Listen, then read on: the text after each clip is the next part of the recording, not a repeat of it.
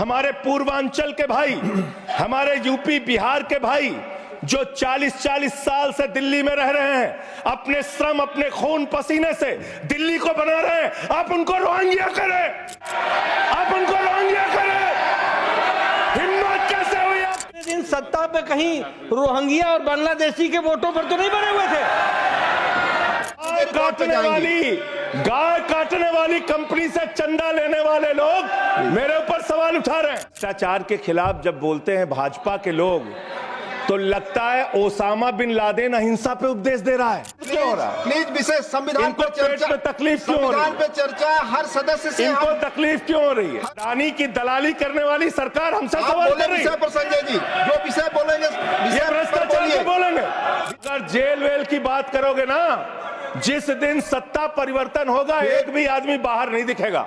फिर ऐसी बातें मत करो, आपस में बात नहीं, ये धमकी देने की बातें मत करो। श्री राम का दर्शन करने अयोध्या जाते हैं, लेकिन भाजपाइयों को जब दर्शन करना होता है तो ये मस्जिद में भगवान का दर्शन करने जाते हैं। नारा लगता था, धन और धरती बट के रहेगी, भूखी जनता चुप न रहेगी। जब तक दुखी इंसान रहेगा, धरती पर तूफान रहेगा।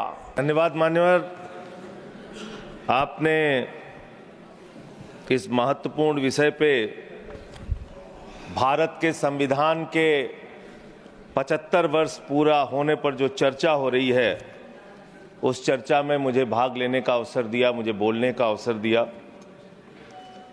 मान्यवर, बाबा साहब डॉक्टर भीमराव अंबेडकर जी ने जब भारत का संविधान लिखा तो हिंदुस्तान के सभी वर्गों के बारे में सोचा, सबके अधिकारों के बारे में सोचा, भारत कैसे तरक्की के रास्ते पे जाएगा, कैसे आगे बढ़ेगा, इसको लेके भारत के संविधान को बनाया उन्होंने।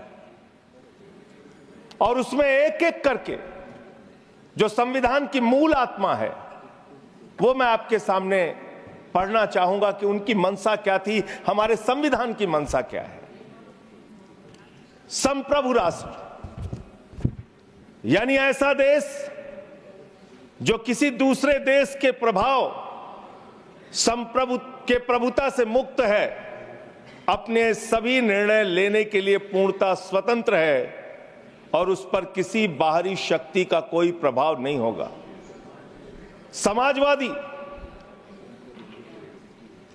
समाजवाद एक ऐसा विचारधारा है जो ये मानती है कि समाज के सभी लोगों तक संपन्नता का हिस्सा पहुंचना चाहिए। धन संपत्ति भी समाज से ही उपजती है, तो उसका बंटवारा भी शांतिपूर्ण और न्यायपूर्ण तरीकों से लोगों के बीच होना चाहिए। लोकतांत्रिक समाजवाद की ये विचारधारा कहती है कि धन समाज के कुछ लोगों तक सीमित नहीं रहना चाहिए। उत्पादन के साधनों पर लोगों का मिला जुला मालिकाना होना चाहिए। ये भारत का संविधान कहता है मान्यवर। और आज क्या स्थिति है, भारत की क्या स्थिति है मान्यवर, मोदी जी के राज में क्या स्थिति है? 5%, देश के 5% लोगों के पास देश की 60% संपत्ति है और देश के 50% लोगों के पास मात्र 3% संपत्ति है। और पिछले 2012 से लेकर अगर 21 तक का आप रिकॉर्ड इनका देखेंगे तो 40% संपत्ति 1% लोगों के पास गई है। यह है इनकी समाजवाद की विचारधारा, यह है इनकी बराबरी की सोच, यह किस तरीके से ये भारत के अंदर गैर बराबरी को जन्म दे रहे हैं। समाजवादी आंदोलन में नारा लगता था, समाजवादी आंदोलन में नारा लगता था, जब तक दुखी इंसान रहेगा, धरती पर तूफान रहेगा। नारा लगता था, रोटी कपड़ा और मकान मांग रहा है हिंदुस्तान। नारा लगता था, धन और धरती बट के रहेगी, भूखी जनता चुप न रहेगी। लेकिन आज भारत को इस हालत में इन्होंने पहुंचा दिया है मान्यवर, जहां पर 3% संपत्ति 50% लोगों के पास है और 5% लोगों के पास देश की 60% संपत्ति है। इसके आगे हमारा संविधान कहता है सेकुलरिज्म की बात, धर्मनिरपेक्षता, जिसका खुलेआम आप विरोध कर रहे हैं। ये एक ऐसी सरकार है, हमारे प्रधानमंत्री जी भारत के संविधान पे शपथ लेकर देश के प्रधानमंत्री बने।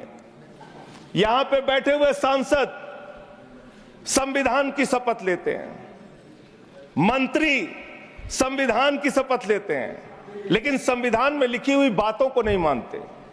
धर्मनिरपेक्षता से इनको मतलब नहीं है। हमको अगर दर्शन करना होता है मान्यवर, तो हम काशी जाते हैं, महाकाल का दर्शन करने उज्जैन जाते हैं, प्रभु श्री राम का दर्शन करने अयोध्या जाते हैं, लेकिन भाजपाइयों को जब दर्शन करना होता है तो ये मस्जिद में भगवान का दर्शन करने जाते हैं। मस्जिद में भगवान का दर्शन करने जाते हैं, मस्जिद में मंदिर खोज रहे हैं पूरे देश के अंदर। तो इसलिए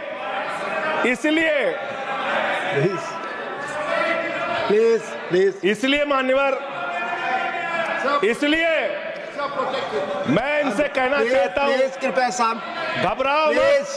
सीट पर चीखना चिल्लाना शुरू कर देते हैं, जैसे ही बोलता हूं चीखना चिल्लाना शुरू। मान्यवर, ये भारत खोदो योजना चला रहे देश में, भारत खोदो योजना। अरे मैं कहता हूं अगर इतना ही खोदना है, कल को कोई आके दावा करेगा संसद को खोद दो, कम से कम प्रधानमंत्री की डिग्री मिल जाएगी, उसका तो पता चल जाएगा कहां है। संसद खोद दो। ये भारत खोदो योजना बंद करो, इससे देश का विकास होने वाला नहीं है। आपने शिक्षा में क्या हालत की देश की, माननीय शिक्षा मंत्री जी यहां पे बैठे हुए हैं, मैं बताना चाहूंगा शिक्षा के स्तर को आपने कहां पहुंचा दिया। 11 लाख, अरे क्या क्या यहां बोला गया, मैंने खूब सुना है, आप ही लोगों से सीखा है। 11 लाख बच्चों को सरकारी स्कूल से दूर किया गया, 11 लाख बच्चों को। यह देश के अंदर शिक्षा की व्यवस्था है, और इसमें सबसे ज्यादा मान्यवर, अगर किसी राज्य की भागीदारी है जहां पे सबसे ज्यादा बच्चे सरकारी स्कूल से दूर हुए हैं, पिछले 8 महीने का आंकड़ा शिक्षा मंत्रालय ने लोकसभा में रखा, 11 लाख में से अकेले 7,84,000 बच्चे उत्तर प्रदेश में सरकारी स्कूलों से दूर गए। ये कर रहे हैं शिक्षा के नाम पे आप। देश की शिक्षा की व्यवस्था की हालत यह कर दी आपने। 63,000 बच्चे आसाम में सरकारी स्कूलों से दूर हुए। यह सरकार का आंकड़ा, मैं अपनी ओर से नहीं पढ़ रहा हूं। जब सरकार से पूछा गया शिक्षा पे कितना खर्च करते हैं, जीडीपी का कितना हिस्सा शिक्षा पे खर्च करते हैं, पिछले 3 वर्षों से भारत की सरकार जीडीपी पे 0.4% शिक्षा पे ऊपर खर्च करती है, और दिल्ली की सरकार जहां अरविंद केजरीवाल की सरकार है, हम शिक्षा के ऊपर 25% बजट का हिस्सा खर्च करते हैं मानव। स्वास्थ्य के ऊपर दिल्ली के अंदर 13% हम खर्च करते हैं, और भारत की हमारी सरकार जो अपने आप को कहती है मोदी जी की बड़ी योजनाएं हैं, बड़ी ताकतवर सरकार है, मात्र 2% स्वास्थ्य के ऊपर खर्च करती है। यह इस देश की हकीकत है। कैसे समानता आएगी, कैसे संविधान में लिखी हुई बातों की सुरक्षा हो पाएगी। मैं दिल्ली की बात करूं, अगर एक राज्य सरकार दिल्ली के लोगों ने भी चुना, जिसको आप चलने नहीं देते, बार बार उसके ऊपर रोक लगाते हैं, लेकिन उस राज्य सरकार के काम क्या हैं वो आपको जानना बहुत जरूरी है। एक ऐसी सरकार जिसने, अब देखिए टोका टोकी करेंगे। बोलिए ना, आप बोलिए, आप क्यों उधर बात अभी ये लोग जब बोल रहे थे मैं चुपचाप सुना, आप बोलिए। अगर जेल वेल की बात करोगे ना, जिस दिन सत्ता परिवर्तन होगा एक भी आदमी बाहर नहीं दिखेगा। फिर ऐसी बातें मत करो, आपस में बात नहीं संजय ये जी, धमकी देने की बातें मत करो। संजय जी आपस में कोई बात नहीं, संजय जी प्लीज प्लीज, नहीं कोई नहीं, आप लोग आपस में बात कंट्रोल कीजिए सर, सभी लोग आपस में बात प्लीज, आप बैठे रहे प्लीज। ऐसे धमकी देकर काम मत करो। आप विषय पे बोले, विषय बोले। अडानी की दलाली करने वाली सरकार हमसे सवाल कर रही है। विषय पर संजय जी जो विषय बोलेंगे, ये भ्रष्टाचार पे बोलेंगे, विषय पर बोलिए प्लीज, विषय पर बोलिए प्लीज। अडानी की दलाली करने वाले लोग हमसे सवाल करेंगे। मानिए मुझे लगता है कि संजय जी अपना आपा खो गए हैं और उन्होंने अपनी शब्दावली को ध्यान में रखना चाहिए और ये जो उन्होंने शब्द वाक्य इस्तेमाल किया ये एक्सपंज होना चाहिए। प्लीज आप बोलिए, प्लीज प्लीज प्लीज बैठ सर बोलिए। मैं दिल्ली के काम बता रहा हूँ। आप दिल्ली का काम बताइए, आपस में दिल्ली की सरकार ने क्या किया है संविधान की रक्षा के लिए? टीका टिप्पणी ना करें। दिल्ली की सरकार ने क्या किया है इस देश के नागरिकों को मजबूत बनाने के लिए? दिल्ली की सरकार ने क्या किया है शिक्षा और स्वास्थ्य पे काम करने के लिए? दिल्ली की सरकार ने क्या किया है बाबा साहब के लिखे गए एक एक शब्द को जमीन पे उतारने के लिए? दिल्ली के अंदर शिक्षा में हमने 25% खर्च किया, स्वास्थ्य में हमने 13% खर्च किया, दिल्ली में हमने बिजली फ्री दिया। पूरे देश में पहली सरकार है जो बिजली फ्री देने का काम करती है। दिल्ली के अंदर केजरीवाल जी ने 200 यूनिट बिजली फ्री, 400 यूनिट बिजली आधे दाम पे दिया। दिल्ली के अंदर केजरीवाल की सरकार ने इलाज मुफ्त किया, पानी मुफ्त दिया। दिल्ली के अंदर सीट पर बैठकर बुजुर्गों को तीर्थ यात्रा, माननीय मंत्री, बुजुर्गों को तीर्थ यात्रा कराने का काम किया, बुजुर्गों को तीर्थ यात्रा कराने का काम किया दिल्ली की सरकार ने। दिल्ली की सरकार ने माताओं बहनों के लिए बस की यात्रा फ्री करने का काम किया और अगली योजना आ रही है। दिल्ली में केजरीवाल मुख्यमंत्री बनेंगे, दिल्ली की महिलाओं को 2100 रुपए हर महीने उनके खाते में पहुंचाया जाएगा। हम महिला को सशक्त करेंगे, मजबूत करेंगे। संविधान पर भी जोड़िए उसको, संविधान पर बोलिए। संविधान पे बोलिए, संविधान पर बोलिए संजय जी।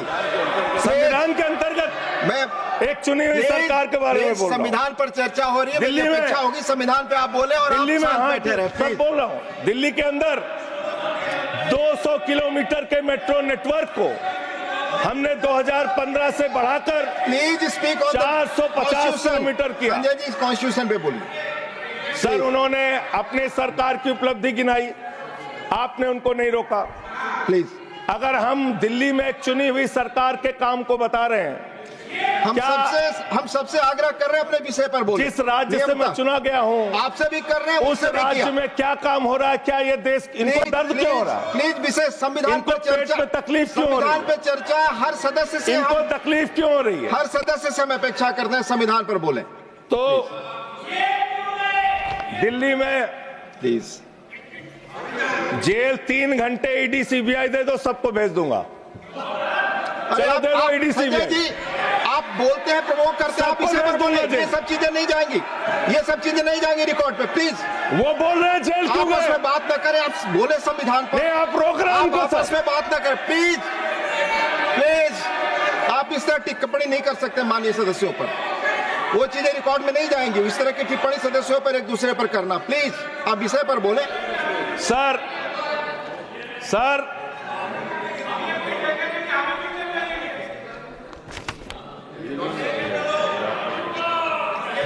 3 सर आप ही का चेहरा दिख रहा है सर। नहीं मेरा चेहरा नहीं, चेहरा आपका दिख रहा, आप बोलिए तो सर आप बोलिए। ये लोग भ्रष्टाचार के खिलाफ जब बोलते हैं, भ्रष्टाचार के खिलाफ जब बोलते हैं भाजपा के लोग, तो लगता है ओसामा बिन लादेन अहिंसा पे उपदेश दे रहा है। ये भ्रष्टाचार के खिलाफ बोलेंगे। 3,02,000 करोड़ रुपए का ठेका इन लोगों ने इलेक्टोरल बॉन्ड के नाम पे लिया सर। 3,02,000 करोड़ रुपए का ठेका इन लोगों ने इलेक्टोरल बॉन्ड के नाम पे बोलिए दिया है। विषय पर प्लीज सर, विषय पर बोलिए सर जो आप मालूम है कि विषय पर बोले गाय काटने वाली कंपनी से चंदा लेने वाले लोग मेरे ऊपर सवाल उठा रहे हैं। आपस में बात नहीं, गाय काटने वाली कंपनी से चंदा लेने वाले लोग, प्लीज ये मंत्री कहाँ चुने हैं? आप विषय पर बोले संजय जी। सर, देश के अंदर एक चुनी हुई सरकार है, संविधान के तहत वो सरकार चुनी हुई है, संघीय ढांचे का जिक्र उस संविधान के अंदर किया गया है, उसको आप क्यों नहीं मानते? दिल्ली की सरकार को क्यों नहीं चलने देते? हमारे सारे काम पे रोक क्यों लगाते हैं आप? आपने सबसे बेहतरीन देश की काम करने वाली सरकार, एक ऐसी सरकार, जब अमेरिका के राष्ट्रपति की पत्नी हिंदुस्तान आई तो मोदी जी ने पूरे देश का हवाला दिया। गुजरात का स्कूल देख लो, मध्य प्रदेश का देख लो, उत्तर प्रदेश का देख लो, हरियाणा का देख लो। उसने कहा हमें केजरीवाल का स्कूल देखना है, मनीष सिसोदिया ने जो स्कूल बनाया है वो स्कूल देखना है। ये काम हमने किया। आज दिल्ली के स्कूल मॉडल की चर्चा पूरी दुनिया में हो रही है, अस्पताल के मॉडल की चर्चा पूरी दुनिया में हो रही है। ये मंत्री है सरकार के। बच्चों शांत हो जाओ, बच्चों हल्ला मत करो, बच्चों शांत, बच्चों हल्ला मत करो, बच्चों शांत। मान्यवर, ये हमारा टाइम खाने की कोशिश कर रहे हैं। दिल्ली के अंदर चुनाव होने जा रहा है। चुनाव भारत के संविधान का एक बड़ा पर्व माना जाता है। संविधान ने हमें ताकत दी, अपने हिसाब से विधायक चुनिए, अपने हिसाब से सांसद चुनिए, वही मंत्री बनता है, मुख्यमंत्री बनता है, प्रधानमंत्री बनता है। दिल्ली में चुनाव क्या हो रहा है? दिल्ली में कैसे चुनाव कर रहे हैं लोग? ये महाराष्ट्र और हरियाणा का प्रयोग, चुनाव घोटाले का प्रयोग दिल्ली में करना चाहते हैं। और वो कैसे करना चाहते हैं? कैसे करना चाहते हैं? ध्यान से सुनिएगा सर, प्लीज। दिल्ली के अंदर ये चुनाव घोटाले की मैं रिपोर्ट लेके आया हूं। ये रिपोर्ट आज पूरे देश को पता होनी चाहिए। दिल्ली में जो चुनाव करा रहे हैं मान्यवर, ये घपले से जीतना चाहते हैं। शाहदरा में भारतीय जनता पार्टी के एक पदाधिकारी ने 11,008 वोट कटवाने की अर्जी दी। जनकपुरी में भारतीय जनता पार्टी के 24 कार्यकर्ताओं ने 4,874 वोट कटवाने की अर्जी दी। तुगलकाबाद में भारतीय जनता पार्टी के 15 कार्यकर्ता ने 2,435 वोट कटवाने की अर्जी दी। मानिए, आप संविधान पर क्या चुनाव के बारे में बोलना गलत है? आप बैठे प्लीज। क्या संविधान के अंतर्गत चुनाव नहीं होता सर? आप बोले सर, चुनाव के बारे में बोलना गलत है। हाँ, तो ये आप गायब। फ्री एंड फेयर इलेक्शन संविधान ने दिया है। तुगलकाबाद में सर, तुगलकाबाद में एक बूथ है, बूथ नंबर 117, वहां कुल 1337 वोट हैं, उसमें से 554 वोट कटवाने की अर्जी 2 बीजेपी के कार्यकर्ताओं ने दी। पालम में भाजपा के 9 कार्यकर्ताओं ने 1641 वोट कटवाने की अर्जी दी। संजय जी, रजौरी गार्डन में सर, चुनाव का अधिकार संविधान ने दिया। ऑथेंटिसिकेशन करेंगे। सर, चुनाव का अधिकार संविधान ने दिया। जो आरोप लगा क्या हम चुनाव के घपले पे नहीं बोलेंगे यहाँ पे? प्लीज, क्या चुनाव के घपले पे नहीं बोलेंगे? इसको चुनाव, हाँ, ऑथेंटिकेट करूंगा, ऑथेंटिकेट करूंगा sir, I will authenticate it. Please, मैं ऑथेंटिकेट करूंगा सर, आपकी बात सुन लिया सर। हरिनगर में आप बैठ जाए जगह पे अपनी। हरिनगर में भारतीय जनता पार्टी के 4 कार्यकर्ताओं ने 637 वोट कटवाने का आवेदन दिया। करावल नगर ने 2 कार्यकर्ताओं ने 3,260 वोट कटवाने की अर्जी दिया।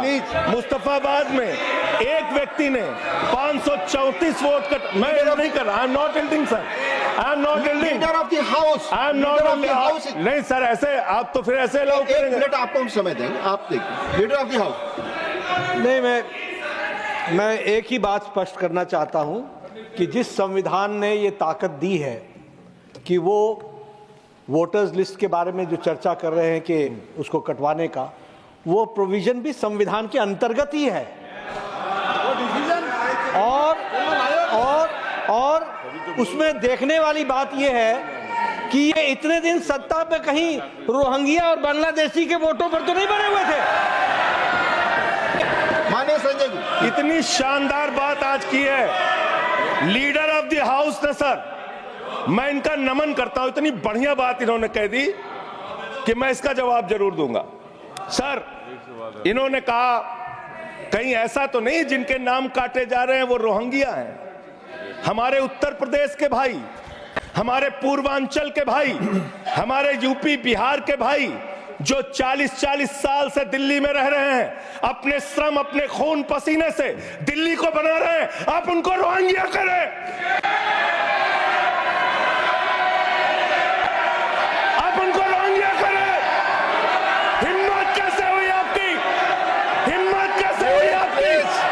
आप बैठे। आप हमारे पूर्वांचल के भाइयों को रोहिंग्या कहेंगे? हिम्मत कैसे हुई आपकी? हिम्मत नहीं होनी चाहिए आपकी। आगे बोले। पूर्वांचल के लोगों को ये बांग्लादेशी कह रहे हैं। मैं नाम पढ़ रहा हूं, राम सिंह बसंत विहार में रहते हैं, उनका वोट कटवाया गया। राम बसंत विहार में रहते हैं। आप सब बैठिए। ये पता है सर, आपके सदन पर रखूंगा। ये हिंदू लोग हैं, हिंदू लोग हैं, इनका नाम राम है, इनका नाम राम है। राम, इनका नाम राम है। राम। प्लीज बैठे। छोटेलाल वर्मा। आप बैठे। छोटेलाल वर्मा, अंबेडकर नगर, बस्ती, आरकेपुरम, दिल्ली, इनका नाम कटवाया गया। सोनिया, अंबेडकर नगर, बस्ती, आरकेपुरम, इनका नाम कटवाने की अर्जी दी गई। संतोष कुमार, अंबेडकर नगर, बस्ती, आरकेपुरम, इनका नाम कटवाने की अर्जी दी गई।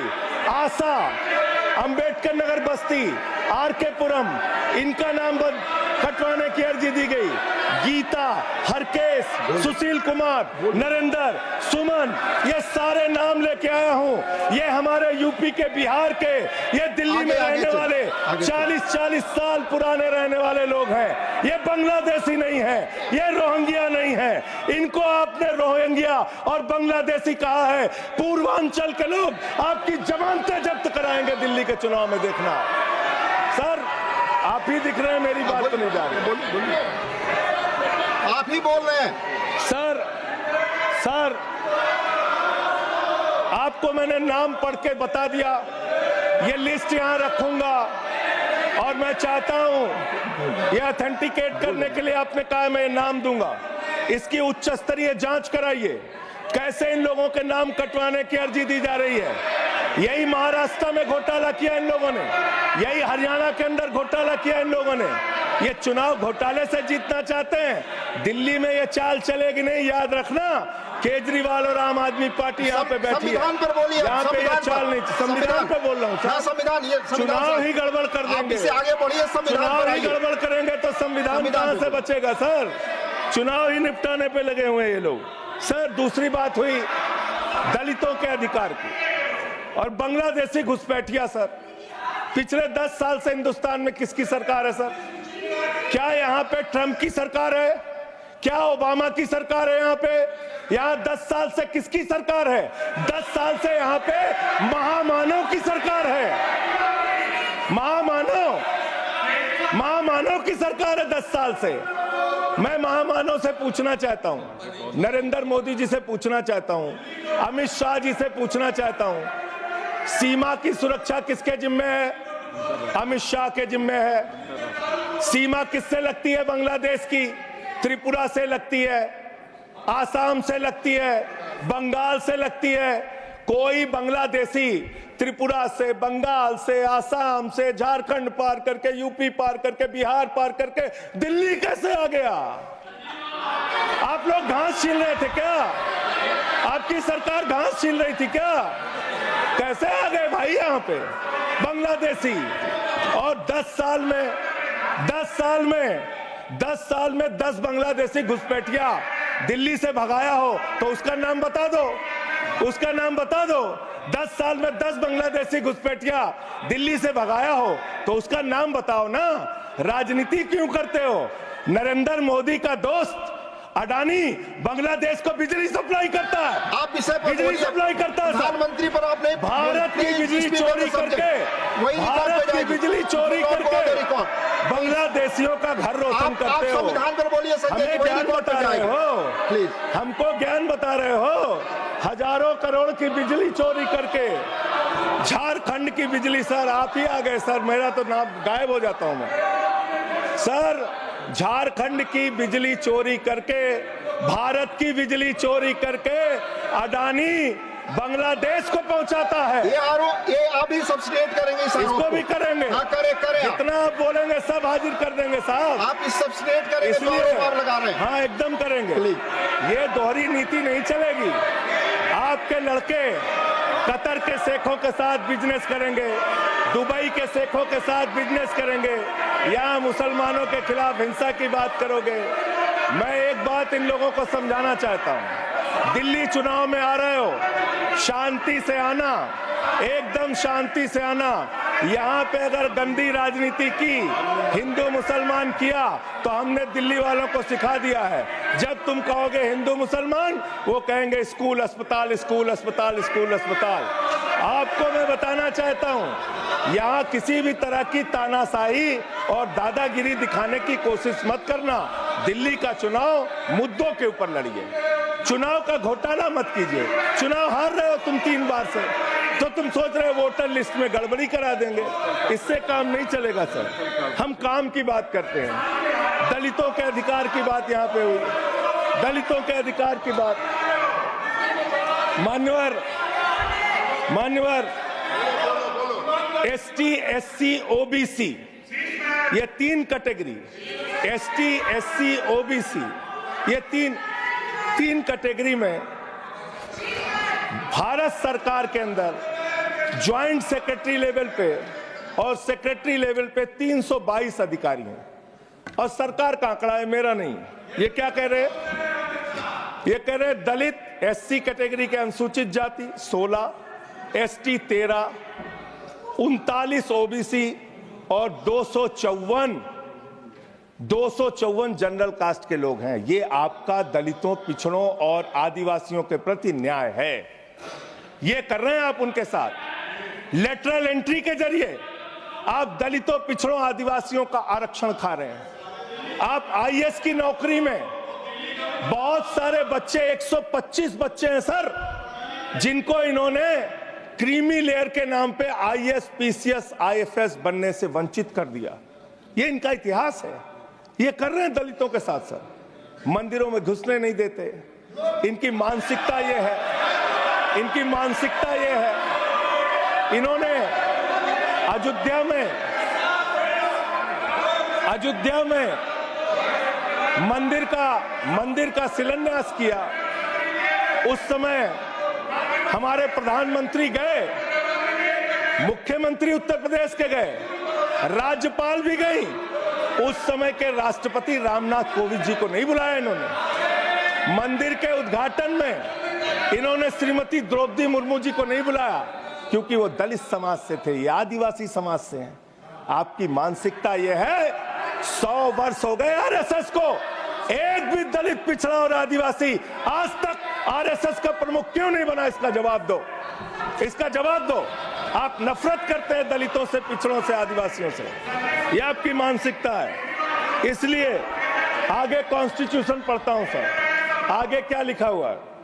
आगे लिखा हुआ है डेमोक्रेटिक, लोकतांत्रिक भारत देश की जनता अपने प्रतिनिधि खुद चुनती है। वोट के माध्यम से सभी के वोटों का महत्व बराबर है। जनता के द्वारा जनता का प्रतिनिधि चुना जाता है। जनता के द्वारा जनता का प्रतिनिधि चुना जाता है। उसके बाद चुनने के बाद सरकार बनती है। और आप लोग खरीद फरोख्त करके, संविधान को तार तार करके, लोकतंत्र का गला घोट के महाराष्ट्र में सरकार गिराते हो, कर्नाटक में सरकार गिराते हो, मध्य प्रदेश में सरकार गिराते हो, उत्तरांचल में सरकार गिराते हो, अरुणाचल में सरकार गिराते हो। पूरे देश में तोड़ फोड़ खरीद फरोख्त करके सरकारों को गिराने का काम करते हो।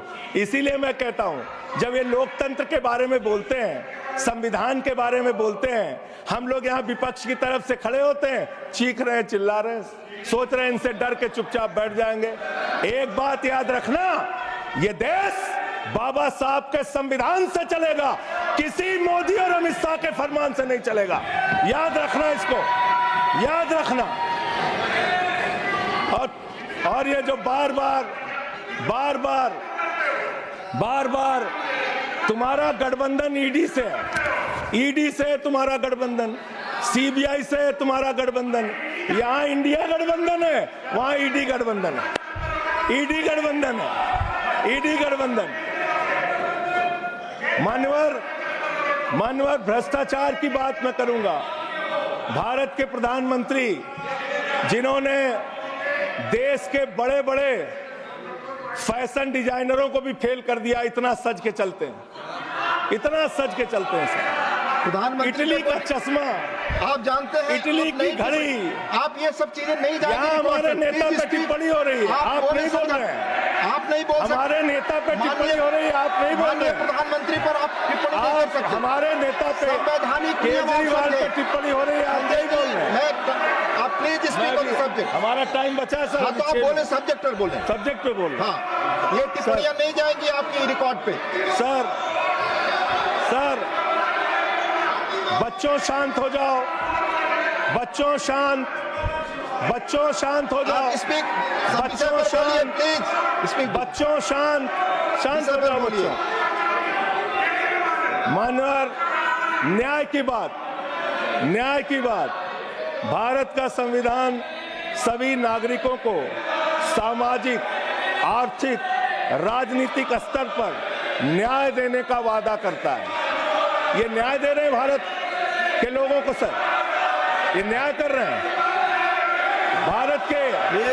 भारत की जनता को, ये न्याय दे रहे हैं। आज चुनी हुई सरकारों को, प्लीज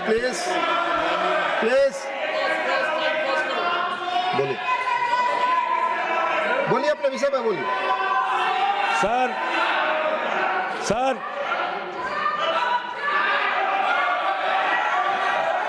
ये अगर यहाँ नारा लगाएंगे, आप इनको रोक नहीं रहे हैं। मैं बोल रहा हूँ उनको भी और आपको भी। वो नारे लगा रहे हैं, आपने शुरू किया।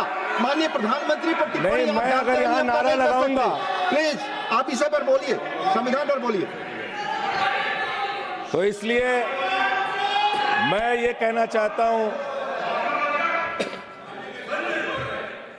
जरूरत से ज्यादा उतना ही काम करो जितना ठीक लगे। आप इधर बोले, आपस में बात ना करें। जरूरत से ज्यादा मत उड़ो संजय जी, प्लीज। जरूरत से ज्यादा मत उड़ो। संजय जी, आप गली में शोर है। संजय जी, नरेंद्र मोदी चोर है। कोई बात रिकॉर्ड पे नहीं जाएगी। नरेंद्र मोदी चोर है। कोई बात रिकॉर्ड पे नहीं जाएगी। No, it will not go, please. It will not go on the record. नहीं, please go back to your seats. नहीं, आप ये गलत, नहीं सर, आप दुरुपयोग कर रहे हैं समय का। कैसे केजरीवाल को बोल रहे हैं? केजरीवाल को कैसे बोल रहे हैं? आप सब पीछे जाए, आप प्लीज, आप पीछे जाइए, प्लीज नागर जी, प्लीज आप पीछे जाइए। आप इसे पर बोलिए, इनको चुप कराइए सर। आपने जो भी प्रधानमंत्री जी पर टिप्पणी की है और जो भी नारे उनके खिलाफ लगाए, ये भी बोलिए कि मुख्यमंत्री पर जो टिप्पणी की है वो भी जाएगा। आप बोलिए, वो भी हट जाएगा। आप पहले बोले, वो भी हट जाएगा। आपका समय खत्म होगा, मैं खत्म करूंगा, प्लीज। मान्यवर, पिछले दिल्ली के अंदर कानून व्यवस्था की क्या हालत है? कल हमने महिला अदालत किया दिल्ली में। देश की राजधानी दिल्ली आज अपराधों से सहमी हुई है, परेशान है। क्या हालत है सर? 2019 से महिला महिलाओं के खिलाफ अपराध में दिल्ली में 41% वृद्धि हुई है। 14,000 महिलाओं के खिलाफ अपराध, हिंसा का अपराध, बलात्कार का अपराध 1 साल के अंदर हुआ है। हर दिन दिल्ली के अंदर 3 से 4 रेप की घटनाएं हो रही हैं और 2019 से 3500 रेप की घटनाएं हुई और प्रतिदिन दिल्ली में 5 से 6 महिलाओं को असॉल्ट किया जाता है। ये आंकड़े हैं सर। 11 महिलाएं और बच्चियां प्रतिदिन किडनैपिंग का शिकार होती है दिल्ली में। ये दिल्ली की हकीकत है। देश की राजधानी में 33% रेप की घटनाओं में और 41% किडनैपिंग की घटनाओं में देश के 19 शहरों के मुकाबले वृद्धि हुई है। दिल्ली के अंदर ये कोर्ट है, सारे रिकॉर्ड रख दीजिएगा। हाँ रख दूंगा। ये कोर्ट दिल्ली के कोर्ट में सर आपको जान के हैरानी होगी, देश की राजधानी है दिल्ली, दिल्ली के कोर्ट में हत्या की घटना हुई। जज के सामने हत्या सर, जज के सामने हत्या की घटना हुई। आप बताइए प्लीज ये नारे न लगाए, रिकॉर्ड पे नहीं जाएगा आपके नारे। प्लीज कृपया नारे न लगाए आप प्लीज।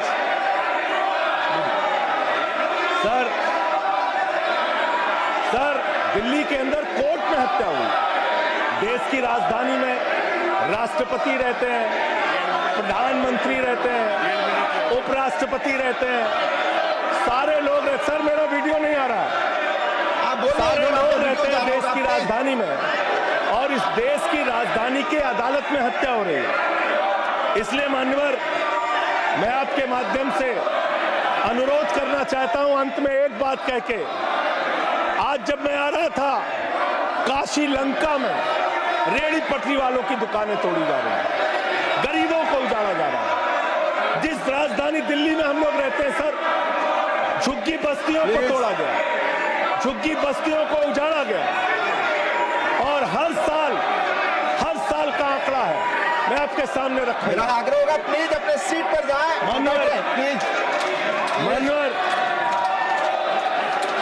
मानवर एक बशीर बद्र की लाइन है, लोग टूट जाते हैं, लोग टूट जाते हैं। बस खत्म हो रहा है। लोगों के घर उजाड़े जा रहे हैं सर, फिर आप ही का चेहरा आ रहा है सर। गरीबों को घर उजाड़ा जा रहा है दिल्ली में। बशीर बद्र की एक लाइन के साथ अपनी बात को खत्म करूंगा। लोग टूट जाते हैं एक घर बनाने में, तुम तरस नहीं खाते बस्तियां जलाने में। लोगों को उजाड़ना बंद करो। तुमने अयोध्या में उजाड़ा, तुमने काशी में उजाड़ा, तुमने दिल्ली में उजाड़ा। ये बुलडोजर राजनीति से देश का भला होने वाला नहीं है। ये चीखने चिल्लाने से कुछ नहीं होने वाला है और तुम्हारी तानाशाही के आगे झुकेंगे नहीं कभी। धन्यवाद। ये नारेबाजी लगा के धन्यवाद संजय जी, धन्यवाद, बहुत बहुत धन्यवाद। धन्यवाद। प्लीज माननीय लीडर, प्लीज माननीय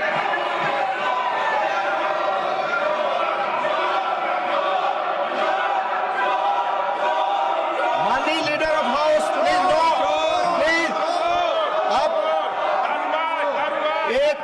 एक दूसरे पर टिक्का टिप्पणी और इस तरह के नारे न लगाएं। प्लीज प्लीज प्लीज नो, आपस में बातें प्लीज।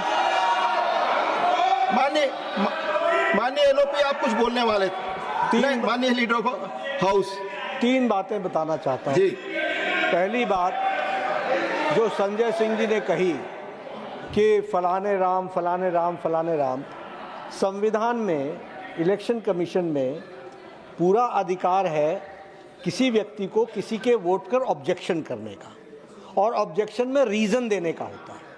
जिन लोगों ने भारतीय जनता पार्टी की तरफ से ऑब्जेक्शन दिया है तो साथ में रीज़न भी दिया है, और वो चाहे पूर्वांचल हो, चाहे रोंगिया हो, चाहे बांग्लादेशी हो, चाहे घुसपैठिया हो, वो सब उसमें आते हैं। दूसरी बात, इसलिए इसको इसको राजनीतिक रंग देने की जरूरत नहीं है। इसको संजय जी प्लीज बैठिए। आप प्लीज बैठिए। मैं आपसे आग्रह करता हूं, संजय जी प्लीज बैठिए। ये आपस में गला फाड़ प्रतियोगिता ना करें, प्लीज बैठे प्लीज। हाँ, इसको संविधान के नजरिए से देखने की आवश्यकता है और आज हम संविधान पर चर्चा कर रहे हैं। इसको राजनीतिक रंग देने की जरूरत नहीं है। दूसरी बात आपने कही सरकारें गिरा दी।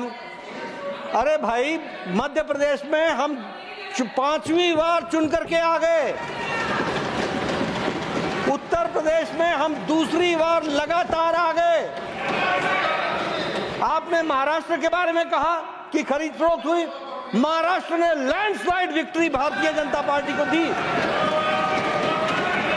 अरुणाचल प्रदेश में राउत साहब लैंडस्लाइड, आप तो उस दिन बोल रहे थे कि मैं तो विश्वास ही नहीं कर पा रहा हूं। लैंडस्लाइड।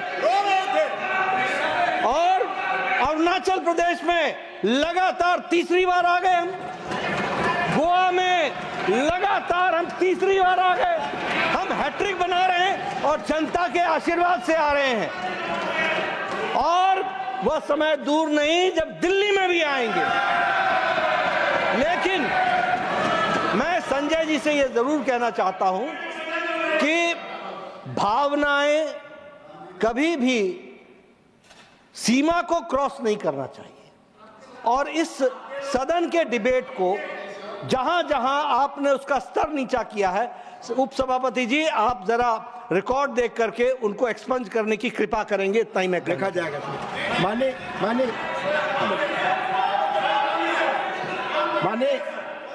माननीय भूपेंद्र जी, आपने बीच में संकेत दिया था। माननीय भूपेंद्र जी प्लीज, आप बोल चुके हैं, प्लीज बोल चुके। सर, नियम 238 है, उसके 2 बिंदु हैं। 238 का एक है, ऐसा कोई तथ्यात्मक विषय जिसमें न्यायिक विषय विचाराधीन हो। Election commission quasi judicial authority के रूप में काम करता है। आपको अगर ऑब्जेक्शन है तो वहाँ डिसीजन के लिए अभी फैक्ट पे विषय पेंडिंग है, तो ऐसे तथ्यात्मक विषय को यहाँ पर उल्लेख नहीं कर सकते क्योंकि आप खुद ही गए हुए हो।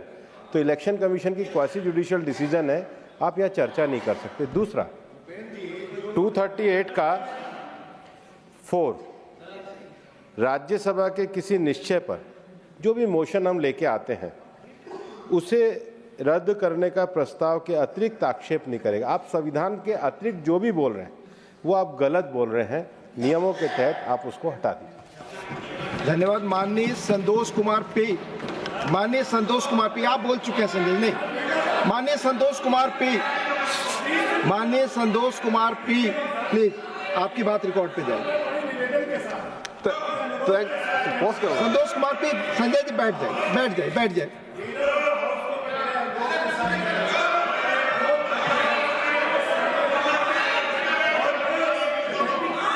कह रहा हूं, जो व्यक्ति एक जगह पे, मान लीजिए ठीक है आपने कहा, जो व्यक्ति 40 साल से एक जगह पे रह रहा है, क्या उसका नाम? माननीय संतोष कुमार पी, आपकी बात रिकॉर्ड पे जाए please. Thank you, Deputy Chairman. Sir, the constitutional